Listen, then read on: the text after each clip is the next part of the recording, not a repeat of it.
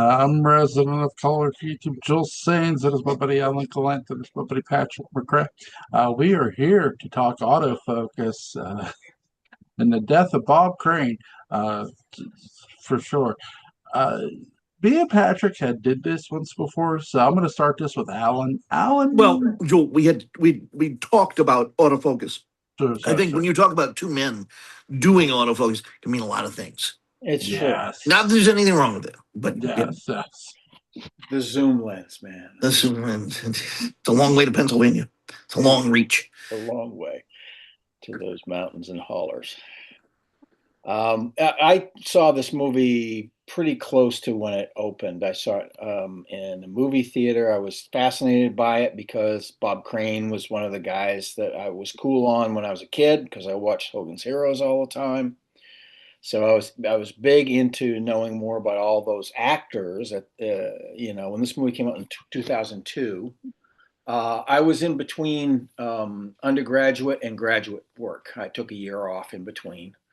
And so I was still living in Maine, I believe. Yes, I was still living in Maine when this movie came out.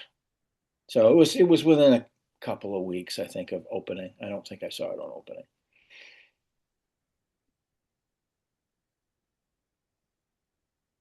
Veritas. Bet it does. And I can't. Was it?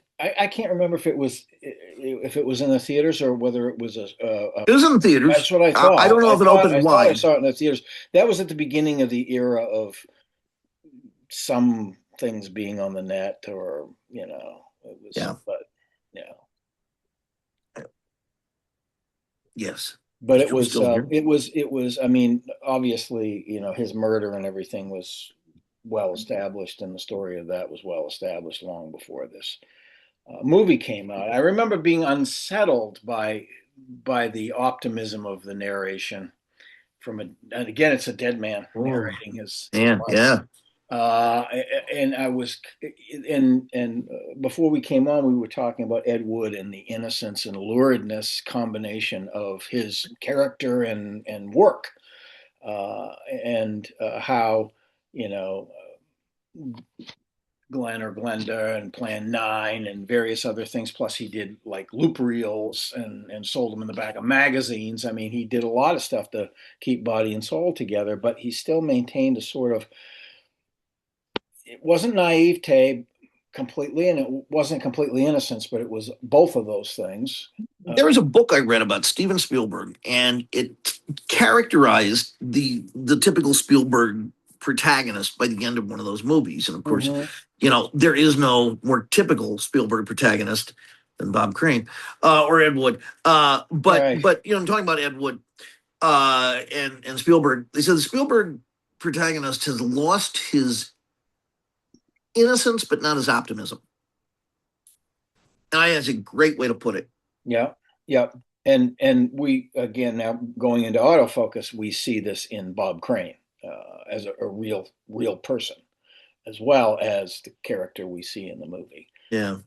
That he was constantly referring to, his identity since he was a kid, being the happy-go-lucky, A normal everybody guy. likes me guy. Yeah, normal guy. Yeah.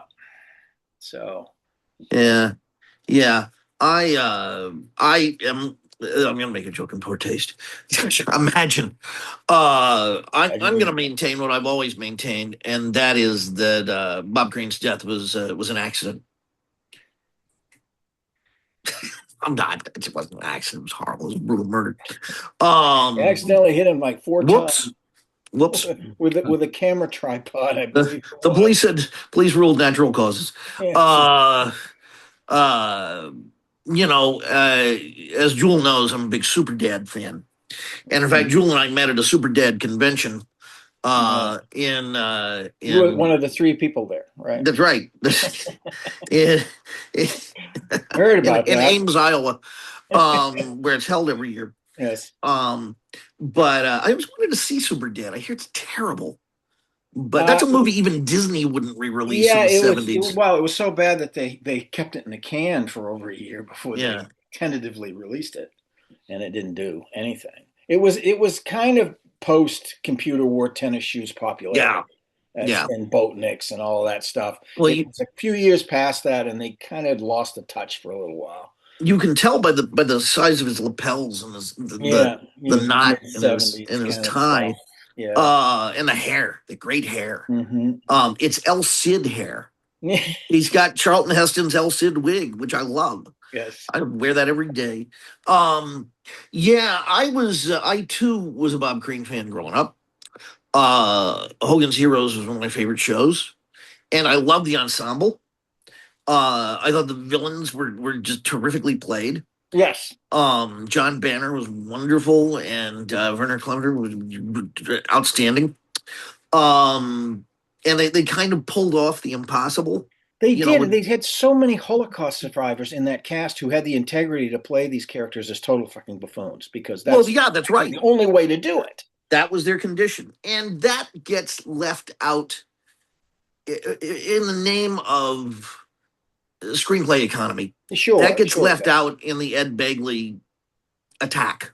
Right. And it's a shame that that would have taken an extra 10 seconds to It's have. true, but I think it also magnified the alienation they were It did. feeling at the I time, get it. and fear of what it's going to be like when we finally just unleash this thing on the public. Yeah, and Karaszewski and Scott Alexander are good writers. Yeah. Well, there we go. There's another Ed Wood connection. They're the guys who Right. wrote Ed Wood.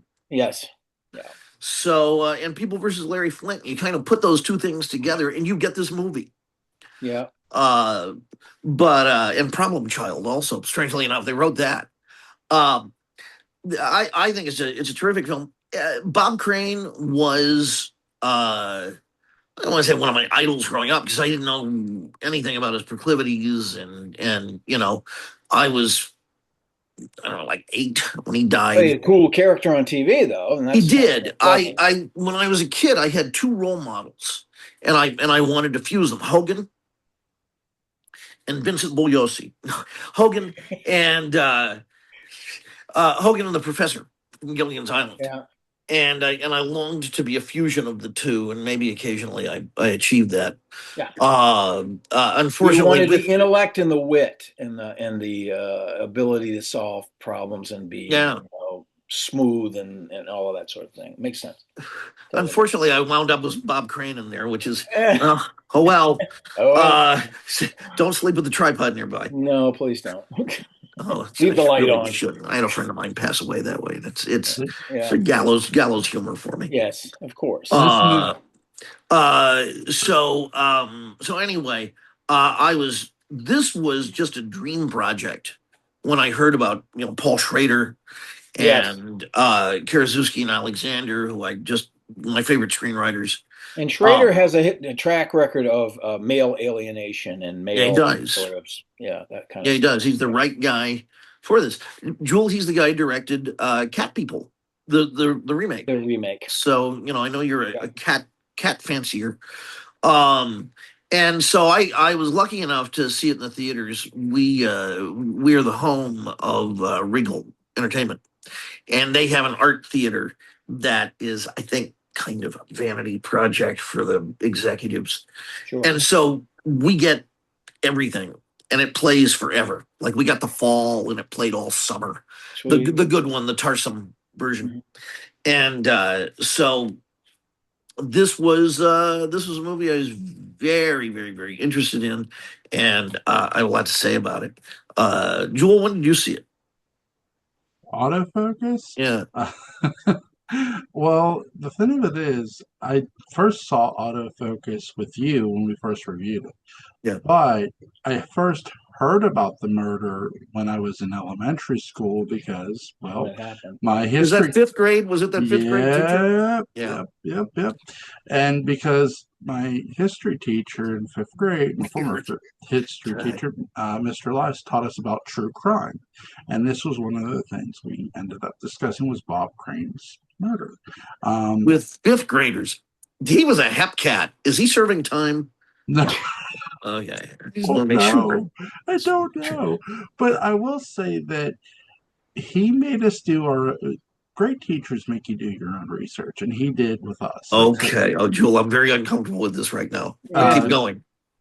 go to the local library. But the great thing about this is this was also on Unsolved Mysteries. So Yeah. Robert Stack, huge credit. But I Mhm. will say that I didn't know about Hogan's Heroes. That was more my mom and dad's show. With it, I first learned the name Bob Crane through his death, more so than the show. And then I learned about the show Hogan's Heroes. So I learned about it in reverse. Yeah. Um, I found it, You were born in the 80s after that happened, after everything happened. So yeah, that makes yeah, sense. yeah. Yeah. This movie came out in October. It did get a United States release, so was released across the country. But I will say, with Bob Crane's death, it happened in a state where forensics and murder investigation weren't really a big thing at the time of his death. Scottsdale was a small town then. It was Yeah. Well, and Mississippi. especially with a murder like this. Well, Yeah. Arizona is, again, it's like, how somebody described this, like when you drive through this, and like it's full of small towns, like Yeah, really. it's county sheriff land as opposed Yeah, to municipal police. yeah, There's a yeah, lot of county sheriff kind of stuff. yeah, yeah. And I think the biggest county is Maricopa, if I'm not That's it. mistaken. That's Phoenix. Yeah. Yeah, Yeah. and so they didn't really have that kind of investigation because there There was hadn't no been that DNA yet. DNA. Yeah, Yeah. and they That really was a few kind of, years later. It's going to be another probably close to a decade before it was widely used. yeah. So again, it's very strange. I mean, somebody beat him to death with a tripod. Hmm. Um, was it John Carpenter, the guy he was hanging with? I don't know. No, and nobody does for sure. Although he was pretty solid suspect for sure. Yeah, I thought Scott Crane wrote or Robert Crane Jr. Wrote Yeah, Bob Crane a Jr. Yeah. book about maybe the murder or solving it. Yeah, I've never read The it. Murder of Bob Crane by Robert Graysmith. Yeah, Yeah. Okay. So Yeah, I think the conclusion was that it eventually was Carpenter, yeah, but yeah, I don't think they could prove anything. Maybe they Carpenter was fumbled it. dead by then. Yeah. Well, he was actually acquitted after they finally brought him to trial because yeah, of things had been fumbled, like evidence had been fumbled, and it had been enough time so that any witnesses, ancillary witnesses, not eyewitnesses, wouldn't remember things as well, and they could be called into question about what Carpenter was doing or saying at the time, all of that sort of thing. Uh, but yeah, I mean, it was a creepy relationship. It was a friendship, Yeah, but it was a creepy relationship.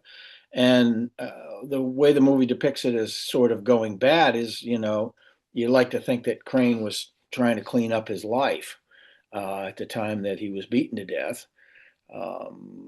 Whether that was true or not, we really don't know. We'll never know.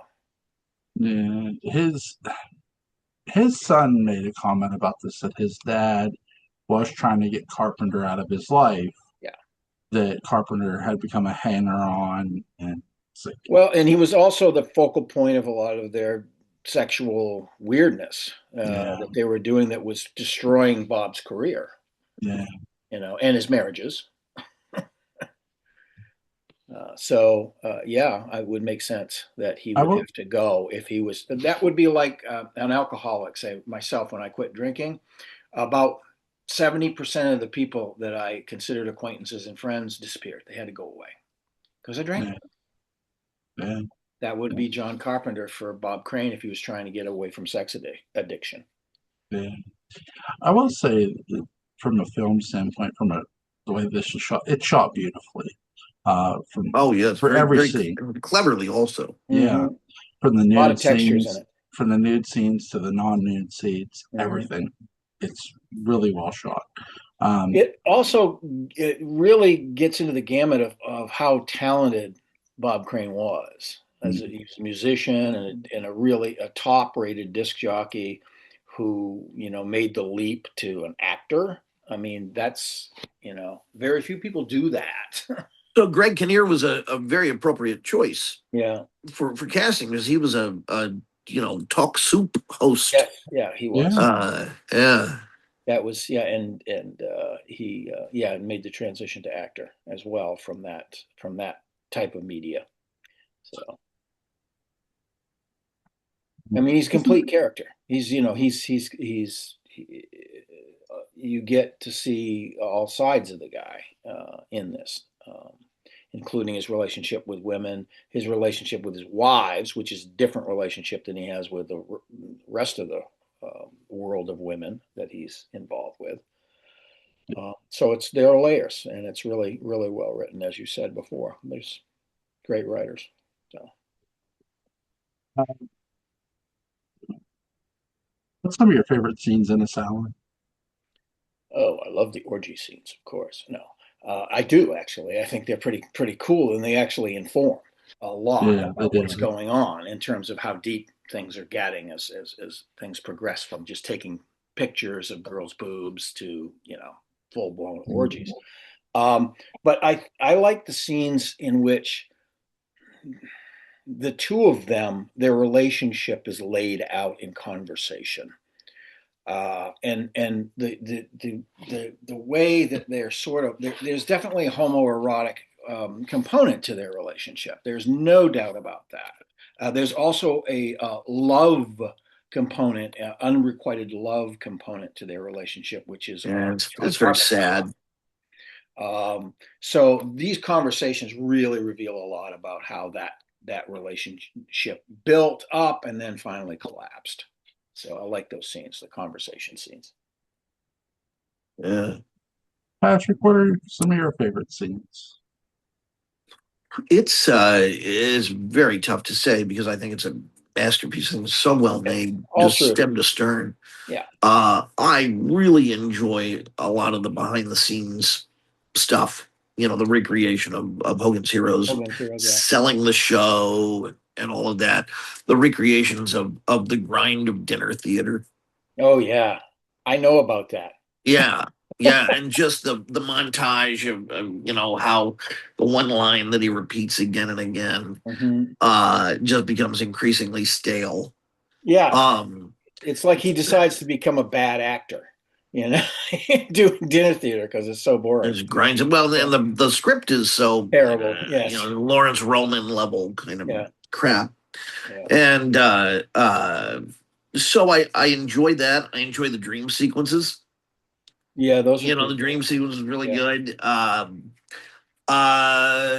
and you know, and it is the only movie I can think of that talks about you know, a certain type of sexual relationship that can exist, and you know, And did exist particularly in the 70s. yes, I mean, there's a yes, lot of stuff going on in the 70s, a lot of that exploration. sure, Yeah. and you know, the the movie.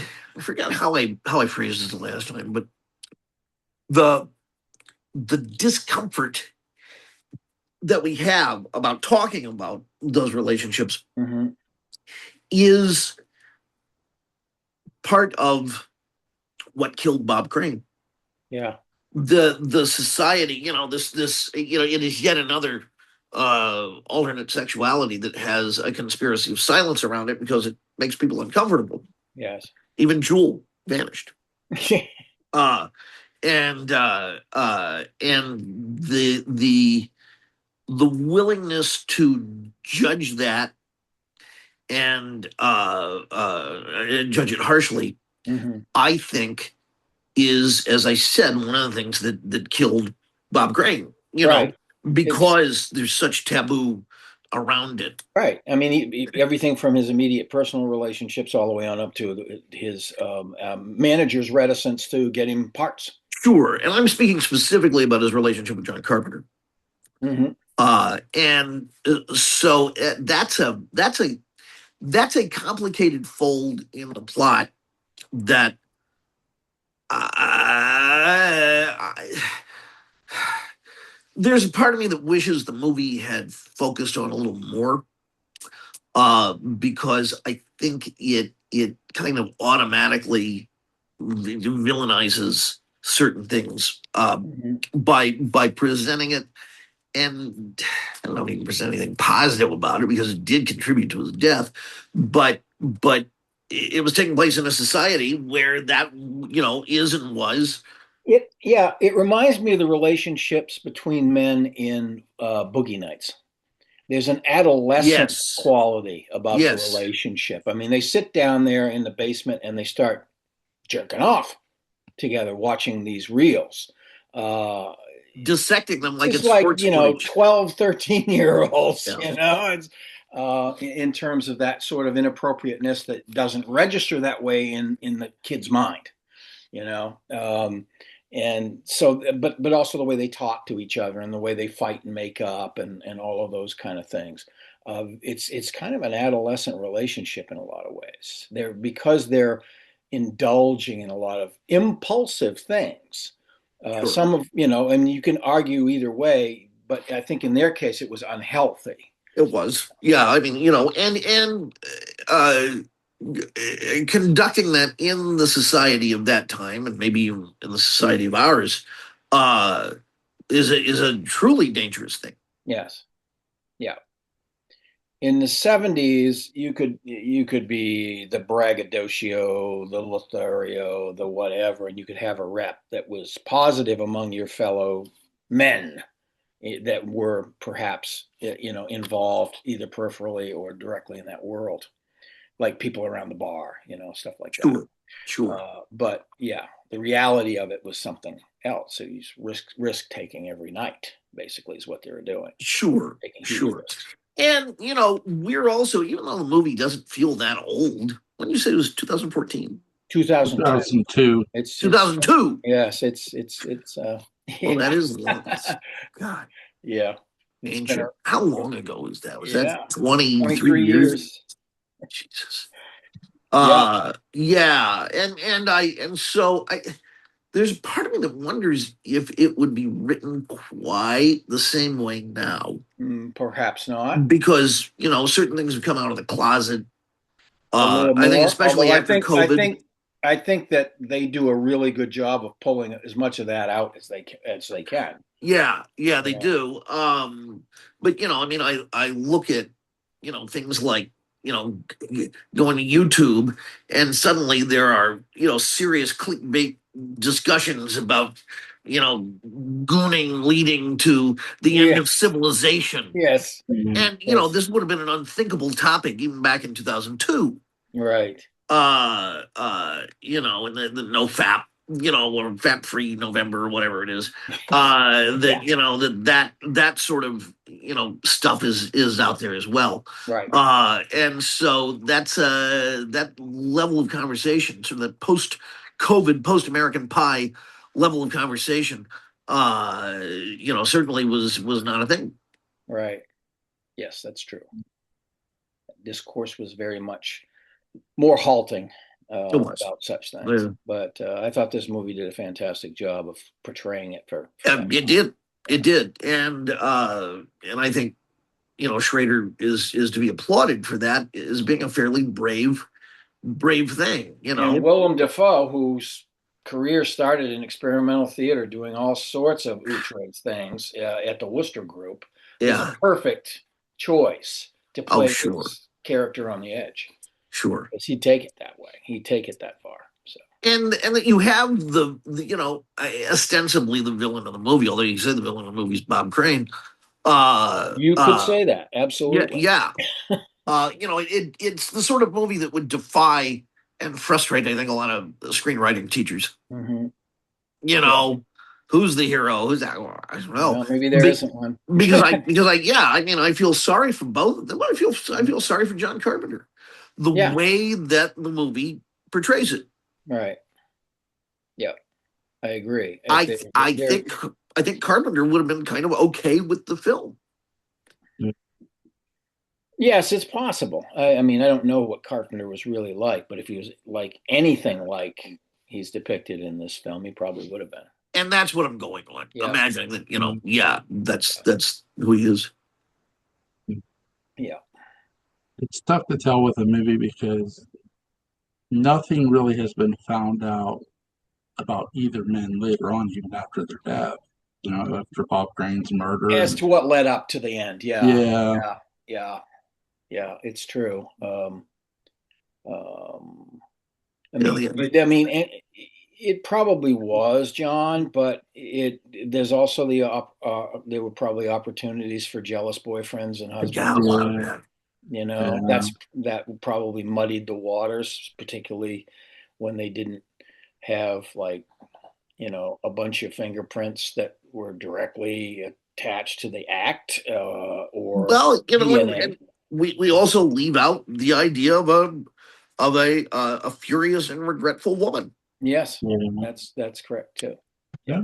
Anything again, the high risk lifestyle, extremely. And the fact that I don't think there was any forced entry into the hotel room. No. So it was someone trusted. Mm-hmm. On one level or another, enough to get into the room with no incident. Yeah. Mm. What do you guys give the movie scale 1 to 10? It's a 10. It's a 10. Yeah. It's a genre defying film in a lot of ways. Mm-hmm. It's It's worth a watch too. I'll leave a link to Robert Graysmith's book if anybody wants to go buy it. Glenn. I'll also leave a link to Patrick Cray's Dark Shadows Legal Unbound in the description box. I'll leave a link to YouTube channel Colin's Porch After Dark will be in the description box. We will do Plan 9 from outer space. Let's see what's today. What's today? Today is Tuesday. I'll see you guys Thursday. Okay. Thursday sounds good. On Thursday. Thursday night. That's Perfect. right. That's right. Sweet. You guys have a safe night. Take care. Absolutely. Take care. Much Bye. obliged.